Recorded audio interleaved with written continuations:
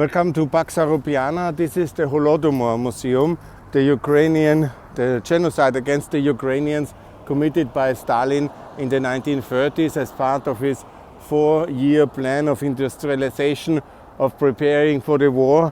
He decided to take the grain and kill all who were producing the grain by hunger, by stealing their food and by suppressing them and exporting the things they needed to survive. It was a terrible form of genocide. It was an absolute disaster, and it was purposefully, politically, because the Soviet Union didn't have access to the international capital markets, so they decided to steal it from their own people and kill them in the process. Millions died in Ukraine, in Kazakhstan, also in Russia. It was a terrible atrocity, a genocide. And here it's the monument for this. It was one of the many purposeful political famine as a terror weapon which the Soviet Union had in the Civil War as well, and also after the Second World War. But this was the most horrendous, and it was very specifically targeted against the Ukrainian people. And most of the Ukrainian high industry, which is today, now I was in the Azov Sea and in Dnipro, and the electric power stations, they were then all built with the money and the grain and ultimately the death of all these millions of Ukrainians. It was an exchange, millions of people against few major war industry relevant big industrial assets. And this was a terrible crime, and it is quite unique in the history, and it should be never forgotten. And I ask Olaf Scholz, when he comes here to Kiev, to come here to show your compassion and to also mark this genocide as an absolute crime by Stalin. There was nothing good about the Soviet Union.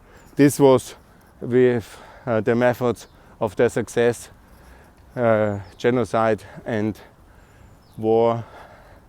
And here you should also visit this museum. It's now, I think, already closed. I'm a bit late in my Kiev tour. On Friday, tomorrow, I go back to Austria, but I want to show you the Dnieper River and the location, obviously, of all the big disasters of the Ukrainian history. Here the Holodomor, basically the crimes of the Soviet Union and of Stalin's terror. And this is the monument for that. Over there the Lavra and the Vatican of the Orthodoxy. Here the obelisk and the eternal flame for the Second World War.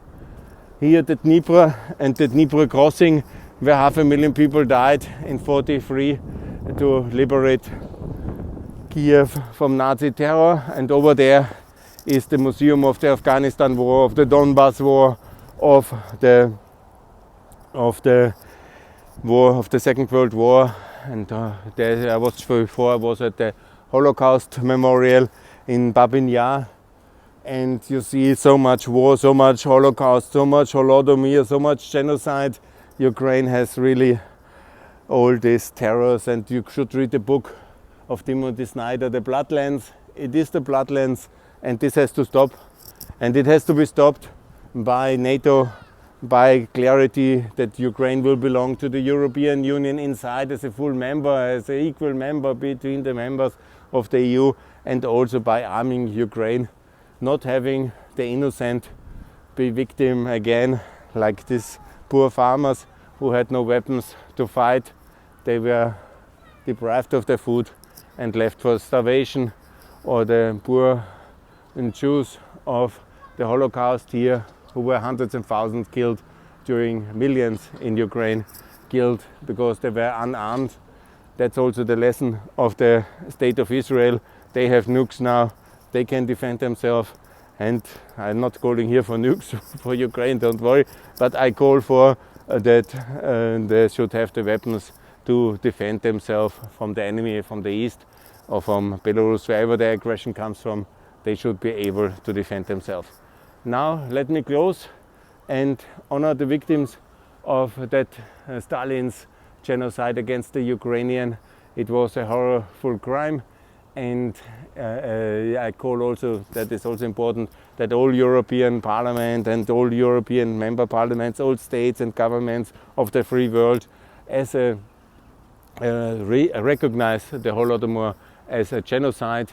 Many of them have done, but too few, and Austria has not, and I call for this to be done now to show Putin that he will not divide us away or ignore history from Ukraine just because of his tanks who are ready for battle over there. Good. This is the tragic history this afternoon. More to come from Pax Europiana. Next video then from Austria when I'm back, hopefully tomorrow. And I call for peace because we had really enough war here in Eastern Europe, and please, it's time for peace. Thanks a lot for listening. More to come from Pax Europiana. Bye.